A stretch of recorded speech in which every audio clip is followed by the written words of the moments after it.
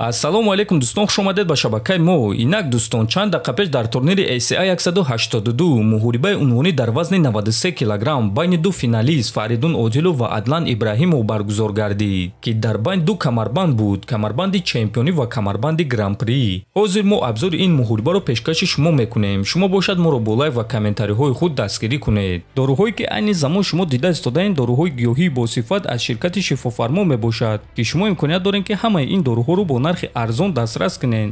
доруҳо барои хунукзадагӣ ва қавӣ кардани мардонагӣ, барои фарбе ва харобшавӣ, барои ришу мӯйсарбарорӣ, барои дарди дил, дарди мушакҳо ва ҳамчунин равғани сиёҳдона, ки пайғамбар саллаллоҳу алайҳи васаллам гуфта буд ки ба ғайр аз марг ба ҳамаи дигар дардҳо даво мебахшад. худи ҳозир ба номерҳои дар рӯи экран буда занг зада доруҳои даркории худро харидорӣ кунед ва ҳатман аз номи канали паҳлавон гап занед. ҳамин гуна шумо ҳам доруҳои даркории худро ба даст меоред ва ҳам канали моро сахт дастгирӣ мекунед.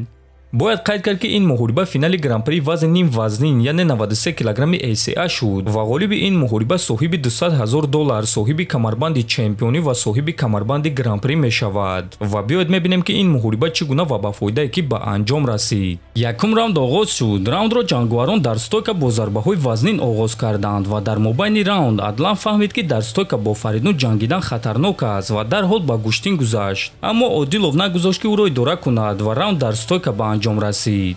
дуюм раунд низ дар стойка оғоз шуд ва Фаридун рақибро ба нокдаун равон кард ва дар замин ӯро идора карда зарбазанӣ мекард, лекин Адлан тавонист ки бартариро ба дасти худ гирад ва акнун ӯ аз боло кор мекард. ҳамин гуна бартарӣ аз як ҷангуар ба дигар ҷангуар мегузашт. дар дақиқаҳои охири раунд Одилов бартариро ба дасти худ гирифта аз боло истода то охири раунд рақибро идора кард. ҳамин гуна якум ва дуюм раундро Одилов гирифт. сеюм раундро ҷангуарон эҳтиётона оғоз карданд ва дида мешуд ки ҳардуяш хаста шуданд, лекин Адлан фишор карда якум рақам кор мекард ва дар мобайни раунд Фаридунро ба замин афтонид ва дар замин Фаридунро идора карда зарбазанӣ мекард. ҳамин тариқ раунд ба анҷом расид ва аниқ буд ки ин раундро Адлан гирифт.